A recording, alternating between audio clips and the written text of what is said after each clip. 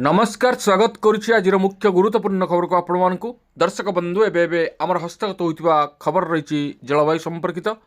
वर्तमान जलवायु रे विराट परिवर्तन घटी जार प्रभाव ए पृथ्वी उपर पड़ुछि।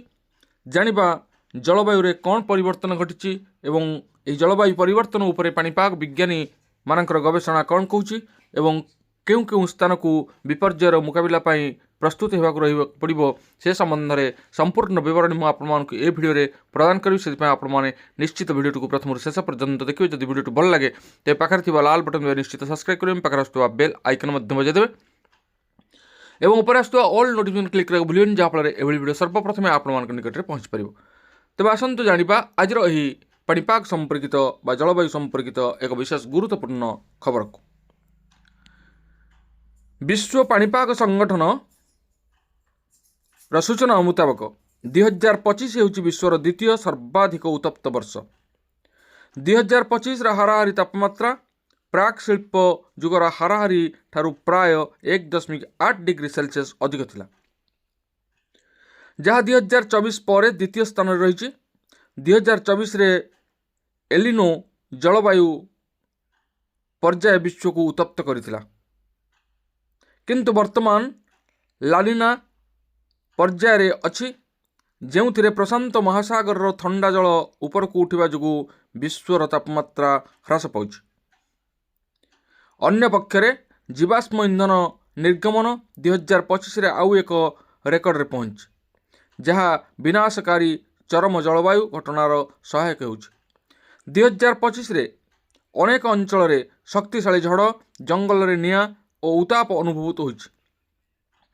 ग्रीष्म यूरोप रे अधिक उताप लहरी सांगक जलवायु परिवर्तन प्रभाव में 16,500 जनकर मृत्यु घटी।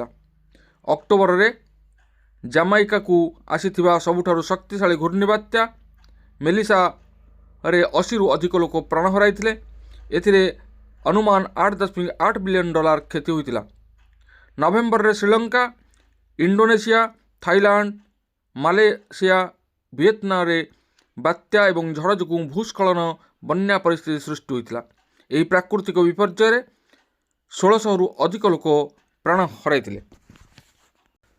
वर्तमान दिल्लीर कथा देखिबा। राजधानी दिल्ली रे वायु प्रदूषण पुणी उपरमुहा होइछि। एहा जो शनिवार ग्राफ 4 लागू करा जायछि। दिल्लीर वायु गुणवत्ता सूचकांक रविवार सकाळ 6टारे 400 रेकर्ड करा जायछि। ग्राफ 4 अनुसार अन्य राज्यर आसुथिबा भारी जानगुड़ी को दिल्ली मध्य प्रवेश करा जिवो नाही। तेबे अत्यावश्यक सामग्री अथवा जरूरी सेवारे सामिल थिबा ट्रक गुड़ी को अनुमति मिलियो। समस्त सीएनजी, इलेक्ट्रिक एवं बेस 6 डीजेल ट्रक गुड़िक मध्य दिल्ली रे प्रवेश निमंते अनुमति मिलियो। यह व्यतीत दिल्ली रे थिबा स्कूल गुड़िक 6ष्ठ रु 9म श्रेणी पर्यंत हाइब्रिड मॉडल रे परिचालित हेबो। समस्त निर्माण कार्यकलाप बंद रहिबो। एथिरे सड़क, फ्लाईओवर एवं अन्य भित्तिभूमि कार्य अंतर्भुक्त। वायु गुणवत्ता स्थिति को दृष्टि रखी समग्र एनसीआर कॉलेज एवं अन्य शिक्षानुष्ठान को बंद पाई विचार करा जाय परिबो। पाणीपाग विभाग कहवा अनुसार आज दिल्ली रे सर्वाधिक तापमात्रा 22 डिग्री सेल्सियस एवं सर्वनिम्न तापमात्रा 5 डिग्री सेल्सियस रहिबो बोली आशा करा जाउछि। तथापि जनवरी 19 तारिख रे तापमात्रा सामान्य वृद्धि पाई पारे। ठंडा, प्रदूषण और कुहुड़ी जोगु दिल्ली रे घन कुहुड़ी पाई येलो वार्निंग जारी करिछि पाणीपाग विभाग। ओडिशा कथा देखिबा। राज्यवासी पाई आश्वस्तिकर खबर। आज राज्य में कमिब शीत। पश्चिमा जल प्रभाव में राज्यर विभिन्न स्थान में रातिर तापमात्रा 2 रु 4 डिग्री सेल्सियस बढ़ीजिवो। एथिपाई पारद उपरमुहा हेबो आकलन करिछि पाणीपाग विभाग। हेले कुहुड़ी बहुमात्रा देखादेव, जोंथिपाई यातायात समय बहु असुविधार सम्मुखीन हेबाकु पड़िबो। तेबे रविवार राति उपकूल ओडिशार अधिकांश स्थान में रातिर तापमात्रा 10 रु 11 डिग्री उपर रही पारे। पुरी, गोपालपुर, भद्रक 13 रु 14 डिग्री रहिबो। सेहीपरि सोमवार ठारू बुधवार 21 तारिख जाए समग्र राज्य में पारद उपरमुहा हेबो।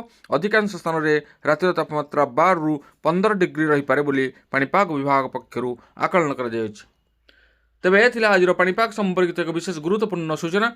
आज पुणी देखा आगामी भिडियो रे। रहुछि धन्यवाद, नमस्कार।